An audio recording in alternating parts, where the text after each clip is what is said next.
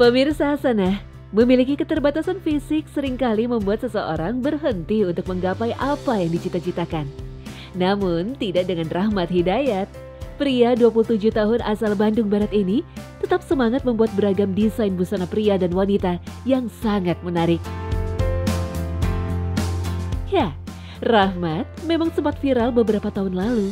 Desain bajunya yang terinspirasi dari drama Korea yang sering ia tonton diunggah oleh sang bibi ke media sosial. Karyanya pun mulai dilirik orang.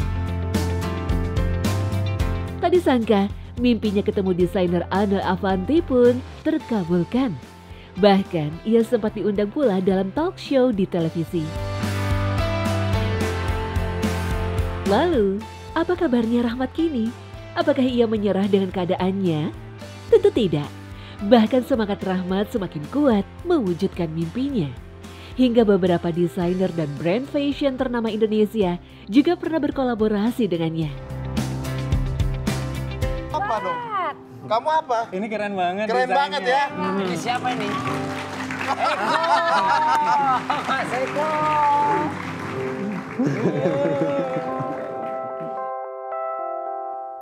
La haula wala quwata illa billah. Tidak ada usaha, kekuatan dan upaya selain dengan kehendak Allah. Ya, nasib seseorang memang tidak ada yang tahu. Jika Allah Subhanahu wa Ta'ala sudah berkehendak, maka sesuatu pasti bisa terjadi. Begitu pula dengan Rahmat. Selepas viral, ia memperoleh beasiswa dari salah satu butik ternama di Bandung. Meski awalnya belajar mendesain busana secara otodidak, Rahmat pun bisa kuliah di Islamic Fashion Institute selama 1 tahun. Ilmu tentang dunia fashion pun ia dapatkan, sehingga ia dapat menghasilkan desain busana yang lebih bagus, serta menaikkan kualitas karyanya. Bahkan, Rahmat juga diberikan kesempatan untuk magang di butik tersebut agar ia dapat pengalaman terjun langsung di dunia fashion. Hingga akhirnya terwujudlah virtual fashion show karya Rahmat Hidayat beberapa waktu lalu. Dan yang lebih membanggakannya lagi, hasil penjualan baju-baju yang ia pamerkan pada virtual fashion show tersebut sebagian disumbangkan pada teman-teman disabilitas lainnya. Pas acara virtual fashion show kemarin, kebetulan itu hasil penjualan karya saya,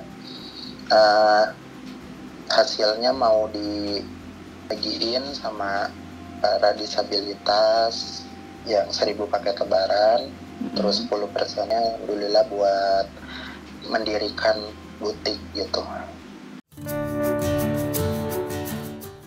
Rezeki yang Rahmat dapatkan tidak membuat dirinya lupa untuk tetap berbagi. Baginya, apa yang ia capai hingga saat ini tidak jauh dari doa-doa orang baik di sekitarnya, serta orang-orang yang terus mendukung kerja kerasnya hingga terwujud apa yang dicita-citakan.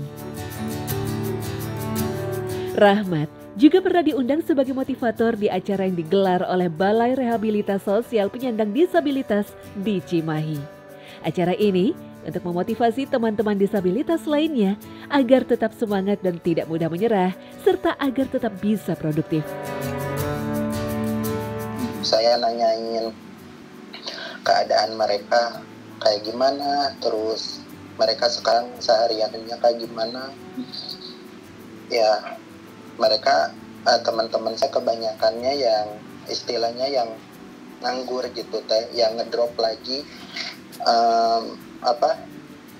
ngedrop lagi dari kehidupan yang sama istilahnya gitu.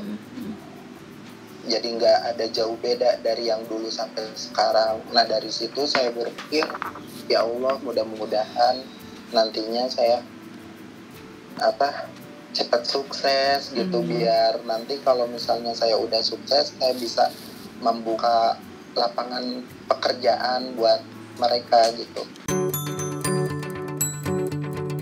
Semangat dan kerja keras yang Rahmat lakukan sangat mencerminkan umat Islam yang sesungguhnya.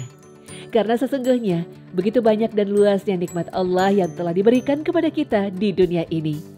Dengan banyaknya nikmat tersebut, harusnya kita bisa memaksimalkan nikmat-nikmat tersebut. Tapi seringkali kita memiliki mimpi dan keinginan yang besar, namun tidak memiliki tekad yang besar dan kuat untuk mewujudkannya. Ketika menghadapi sedikit kendala, kita pasti sudah mengeluh dan menyerah. Padahal Allah Subhanahu wa Ta'ala berfirman, "Maka ingatlah nikmat-nikmat Allah supaya kamu mendapat keberuntungan." Quran Surah Al-A'raf ayat 69. Allah Subhanahu wa Ta'ala juga berfirman, "Dan janganlah kamu berputus asa dari rahmat Allah. Sesungguhnya tiada berputus asa dari rahmat Allah, melainkan orang-orang yang kufur terhadap karunia Allah." Quran Surah Yusuf ayat 87. Tidak ada alasan untuk kita tidak mensyukuri nikmat yang Allah berikan, karena ada banyak nikmat-nikmat lainnya yang akan datang jika kita bisa bersyukur dan memanfaatkan nikmat yang ada di depan mata kita. Kalau keterbatasan yang saya miliki ini adalah sebuah hadiah yang sebuah hadiah yang begitu luar biasa yang diberikan sama Allah kepada saya gitu.